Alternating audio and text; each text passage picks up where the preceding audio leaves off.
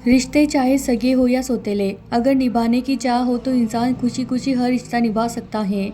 मेरा बेटा बीमार था और मेरे पास उसकी दवाई के पैसे तक नहीं थे।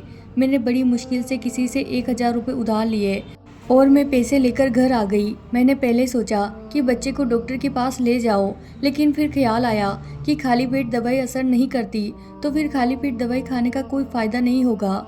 और मेरे पास यही 1,000 थे, जिससे मुझे अपने बच्चे को खाना भी खिलाना था और उसकी दवाई का इंतजाम भी करना था। पहले बच्चों के खाने का सोचकर मैं बाजार गई, सब्जी वाले से सब्जी खरीदी। डरते डरते मैंने उन पैसों में से 500 का नोट उसे दिया कि ना जाने कितनी महंगी सब्जी होगी, लेकिन उस सब्जी वाले ने मुझे 470 रुपये वापस कर दिए। घर आकर मैंने पैसे गिने तो मुझे लगा कि उससे गलती हो गई है, क्योंकि उसके पास बहुत भीड़ थी। मेरे दिल ने कहा कि वह बहुत गरीब आदमी है, वापस जाकर उसे पैसे दे दूं, लेकिन दिमाग ने कहा शायद यह भगवान की तरफ से मदद है, पहले जाकर बच्चे की दवाई ले आती हूँ। मैं खुशी खुशी अपने बच्चे को डॉक्टर के पास लेकर गई और दवाई लेकर आ गई। बच्चों को खाना खिलाकर सुलाने के बाद मैं उस सब्जी वाले के बारे में सोचने लगी कि शायद बाद में उसे अपनी गलती का एहसास हुआ होगा तो वह कितना पछताया होगा। मेरे पास कुछ पैसे बच गए थे। मैंने दिल में सोच लिया कि सुबह ही जाकर उसे बाकी पैसे दे दूंगी, और अगर कम पड़े तो उसे बता दूंगी कि बाद में दे दूंगी। यकीनन वह मान जाएगा, लेकिन मुझे क्या मालूम था कि उस सब्जी वाले की गलती नहीं थी, बल्कि शायद मेरी गलती थी। मेरा रिश्ता एक गरीब घर से था। मेरा पापा शराबी थे और मेरी माँ लोगों के घर में काम करती थी। मेरे पापा मेरी बड़ी बहन को जुए में हार गए थे, जिससे हम दोनों बहनें एक दूसरे से जुदा हो गई। मैंने बड़ी कोशिश की कि मैं अपने पापा की बुरी नज़र से बच सकूं, लेकिन होने को कौन टाल सकता है। जब मैं 16 साल की हुई तो मुझे भी मेरे पापा जुए में हार गए और फिर मेरी भी शादी अपने पापा जैसे ही एक शख्स के साथ हो गई। मैं अपनी माँ की तरह ही लोगों के घरों में काम करती थी और अपनी कमाई अपने जुआरी पति के हाथों से बचाने के लिए तरह तरह की कोशिश करती थी। कभी कपड़ों की पोटली में छुपाती तो कभी राशन के डिब्बों में, लेकिन फिर भी वह मेरी कमाई मुझसे छीन कर ले जाता। मेरे 3 बच्चे थे और मुझे खुशी इस बात की थी कि भगवान ने मुझे तीनों बेटे ही दिए थे, कोई बेटी नहीं थी जिसको उसका बाप मेरी तरह बेच देता। इसी तरह समय गुजरता गया और मेरी ज़िंदगी यूं ही चलती रही। कई हफ्तों बाद मेरे पति को मेरे घर की याद आती तो वह घर आ जाता और जो भी कीमती सामान नज़र आता उसे वह उठाकर बेच देता। अगर उसे कुछ भी नहीं मिलता तो वह मेरे साथ मारपीट करने लगता, और अगर मेरे बच्चे मुझे बचाने की कोशिश करते तो बच्चों को भी मारने लगता। मुझे इस बात का सुकून था कि घर मेरा अपना था और वह यह घर बेच नहीं सकता था, क्योंकि मेरे ससुर जी ने मेरी शादी के बाद ही अपने बेटों की हरकतों को देखते हुए यह घर मेरे नाम कर दिया था। उन्होंने अपने जीते जी यह काम बहुत अच्छा किया कि कम से कम मेरे बच्चों के सिर पर छत तो है, जो उनका बाप बेच नहीं सकता था। मेरे आसपास के घरों में जो औरतें थी वह भी मेरी ही जैसी थी, मेहनत करती और अपने बच्चों का पेट पालती थी। आज छोटे बच्चे की बीमारी की वजह से मैंने एक ईमानदार इंसान का हक मान लिया था और यह चीज़ मुझे चैन से बैठने नहीं दे रही थी। कुछ दिन बाद जब बेटे की तबीयत कुछ बेहतर हुई और मुझे तनख्वाह मिल गई तो मैंने सोचा मुझे उस सब्जी वाले का उधार चुकता कर देना चाहिए। मुझे कुछ सब्जी भी चाहिए थी, इसीलिए मैं दोबारा बाजार गई। उस सब्जी वाले ने मुझे देखकर अनदेखा कर दिया और बाकी ग्राहकों को सामान देने लगा। मुझे यह देखकर बहुत हैरत हुई कि शायद इसीलिए मुझे अनदेखा कर रहा है कि वह सबसे निपट कर मुझसे बात करेगा। मुझे तो उसके पिछले पैसे भी देने थे और मैं पैसे देने की वजह से ही सब्जी वाले के पास आई थी, इसीलिए मैं चुपचाप खड़ी रही। सबके जाने के बाद वह मेरी तरफ देखकर बोला, क्या चाहिए?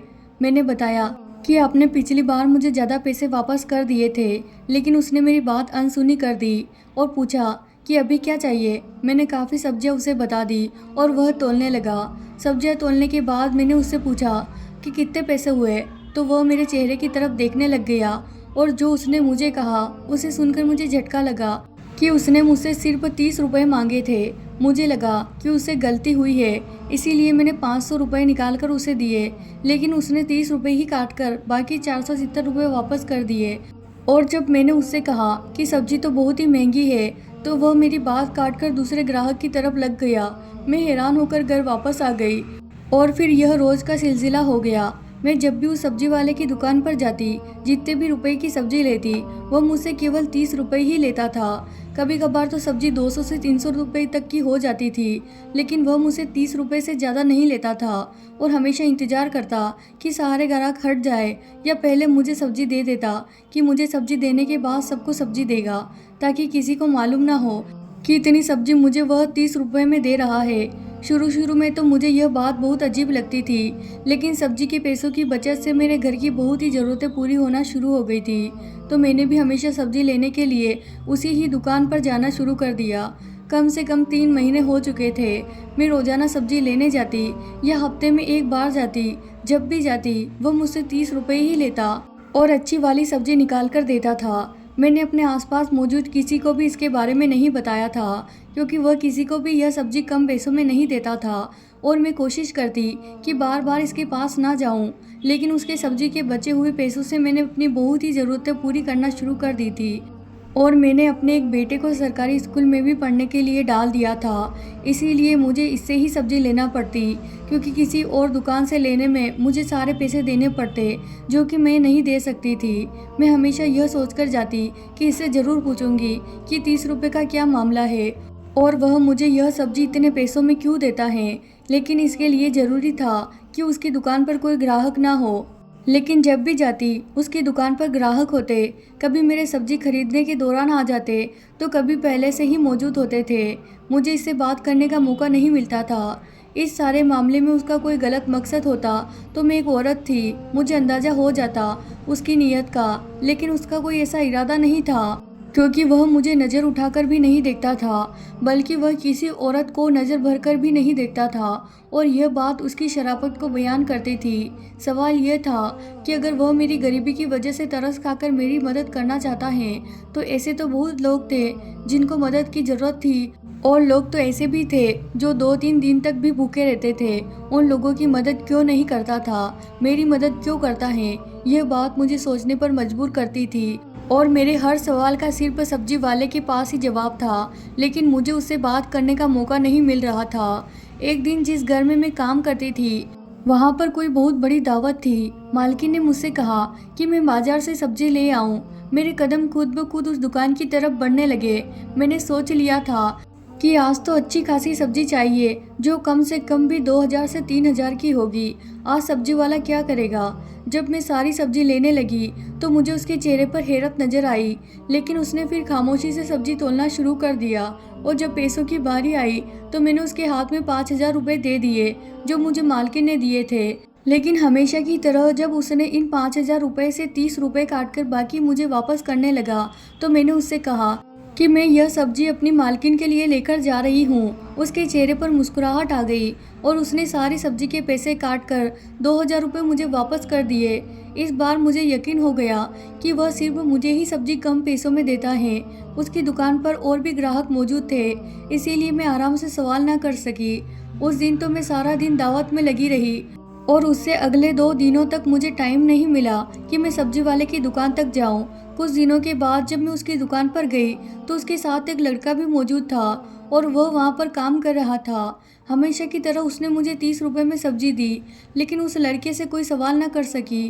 कुछ दिनों के बाद मैं दोबारा दुकान पर गई तो वही लड़का था, वह खुद नहीं था। मैं कम पैसों में सब्जी लेने की आदी हो चुकी थी। मुझे हैरत हुई जब लड़के ने भी मुझे सब्जियां 30 रुपये में ही दी। मैंने जब उस लड़के से सवाल किया तो उसने मुझसे 30 रुपये ही क्यों लिए, तो उस लड़के ने बताया कि यह बात तो उसे खुद समझ में नहीं आ रही कि उसके दुकान के मालिक ने उसे यह बात क्यों कही थी, और वह तो सिर्फ मालिक का कहना पूरा कर रहा था। दुकान के मालिक ने उसे कहा था कि मैं जब भी यहाँ आऊँ, किसी भी समय 2 भी चीज़ लूँ तो 30 रुपये ही लेना। आज भी सब्जी की कीमत 300 रुपये थी, लेकिन उसने मुझसे 30 रुपये ही लिए। मैंने उससे पूछा कि तुम्हारा मालिक कब आएगा, तो इस पर उसने कोई जवाब नहीं दिया। अब तो मैं और भी ज़्यादा हैरत में पड़ गई और मुझे अपने सवालों के जवाब चाहिए थे। अब तो मुझे यह बात नामुमकिन सी लगने लगी, क्योंकि अब अक्सर दुकान पर वह लड़का हुआ करता था और वह सब्जी वाला खुद नहीं होता था। सब्जी तो मुझे वैसे ही मिल रही थी और अच्छी ही मिल रही थी, लेकिन मुझे मेरे सवालों के जवाब नहीं मिल रहे थे। उन दिनों यह हुआ कि मेरे दोनों बड़े बेटे स्कूल जाना शुरू हो गए और मुझे अच्छे भविष्य की उम्मीद नज़र आ रही थी। और यह सब उस कम कीमत सब्जी के कारण ही मुमकिन हुआ था, क्योंकि उससे पहले तो मैं सिर्फ बच्चों को 2 वक्त की रोटी ही पूरी करने के लिए सोचती रहती थी। लेकिन जब मेरे पास बचत के कुछ पैसे आना शुरू हुए तो मैंने उनकी पढ़ाई के लिए भी सोचना शुरू कर दिया। अब मुझे कुछ उम्मीद नज़र आ रही थी कि मेरे बच्चे पढ़ लिख कर किसी मुकाम पर पहुंच जाएंगे और शायद मेरी जिल्लत भरी ज़िंदगी ख़त्म हो जाएगी। मैं ज़्यादा पढ़ी लिखी नहीं थी, लेकिन हिंदी किसी हद तक पढ़ लेती थी। इसीलिए अपने तरीके से मैंने सब्जी का हिसाब लिखना शुरू कर दिया, और वह इसीलिए कि मेरे दिल में यही ख्याल था कि कभी ज़िंदगी में मेरे पास इतने पैसे हुए तो सब्जी वाले का सारा उधार एक बार में ही चुका दूंगी।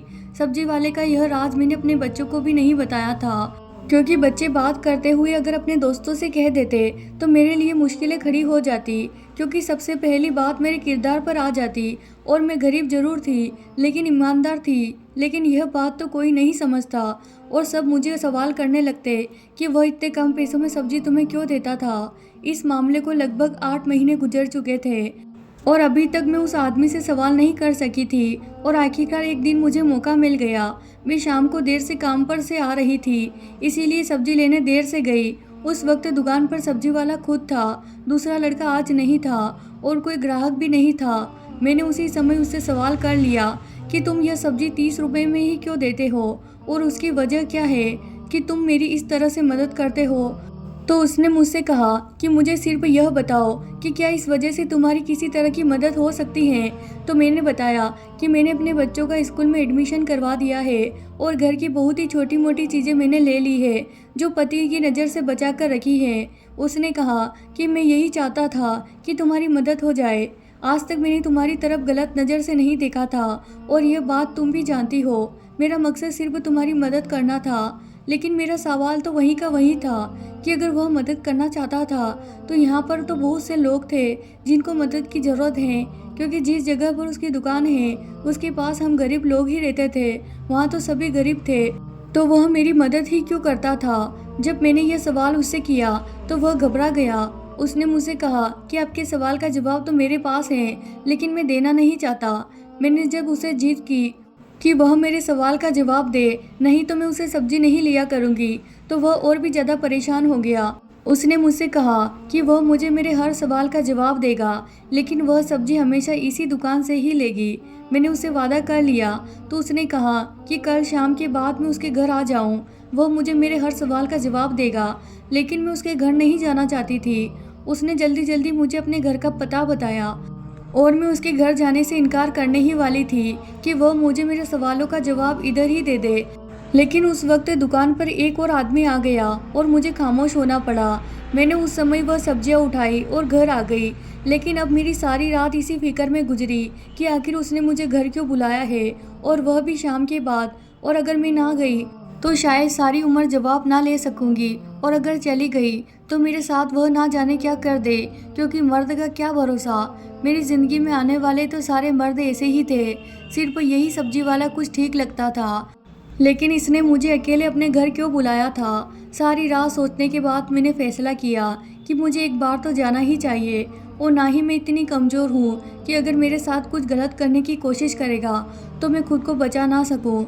अब मुझे बेसब्री से शाम का इंतज़ार था। मैं जल्दी काम से वापस आ गई और छोटे बेटे को अपने दोनों बेटों के पास छोड़कर और उनको समझा कर आई थी कि घर से बाहर मत जाना, मैं थोड़ी देर में आ जाऊंगी, एक ज़रूरी काम से जा रही हूँ। मैंने अपने कुर्ते के अंदर एक छोटी छड़ी छुपा ली और घर की तरफ चल दी, और छड़ी मैंने इसलिए रखी थी मुसीबत में काम आ सके।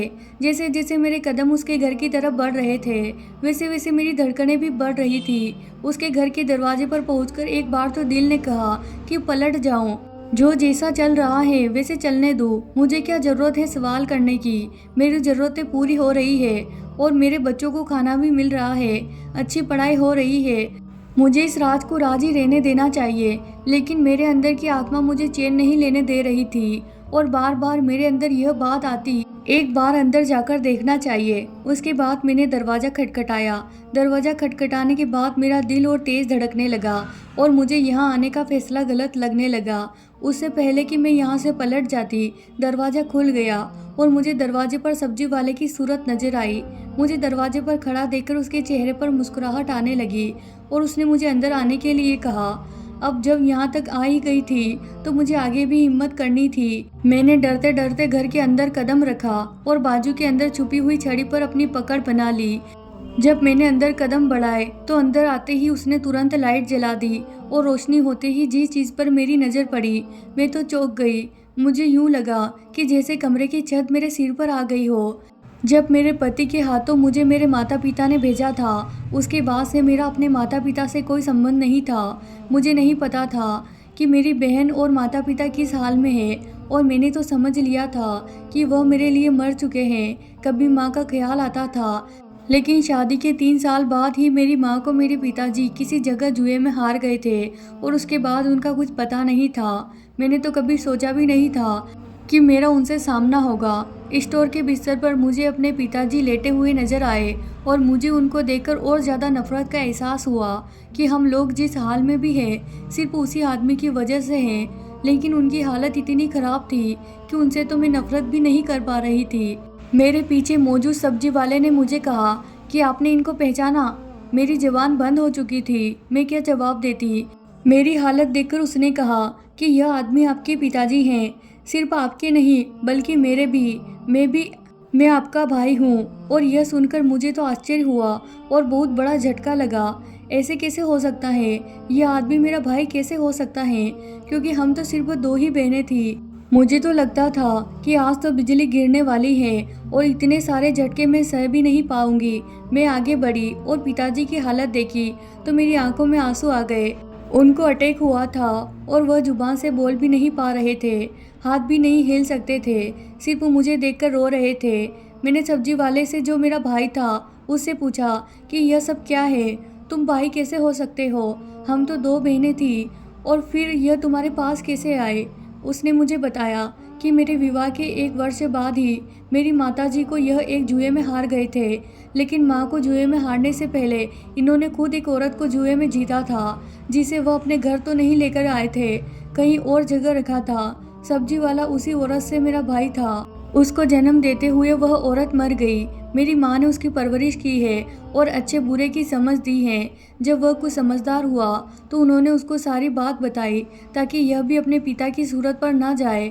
और 3 साल पहले ही हमारी माँ का देहांत हो चुका है। और जब यह सब कुछ हुआ तो उसने अपनी बहन की जानकारी लेने की कोशिश की। पता चला कि वह तो शादी के बाद ही बच्चे का जन्म देते हुए मर गई थी और उसके साथ उसका बच्चा भी मर गया था। अब इस दुनिया में उसके सिर्फ 2 ही रिश्तेदार थे, एक बहन और एक पिता। उसमें हम दोनों के बारे में जानकारी हासिल करने की कोशिश की और उसके साथ ही पढ़ाई ना करने की वजह से वह कोई नौकरी भी ना कर सका, इसीलिए सब्जी का ठेला लगाना शुरू कर दिया। वह मेहनत से काम करता था। एक दिन उसको पिताजी मिले। जिस हालत में मिले थे उसे उन पर तरस आ गया और वह उन्हें अपने घर ले आया। और अब पिता की खिदमत के लिए उसने दुकान पर लड़का रखा हुआ था। पिताजी से बोला भी नहीं जा सकता था और ना ही कुछ खा सकते थे। मेरे बारे में जानकर उन्हें बहुत दुख हुआ, इसीलिए अपने हिसाब से मेरी पूरी मदद करने की कोशिश की थी।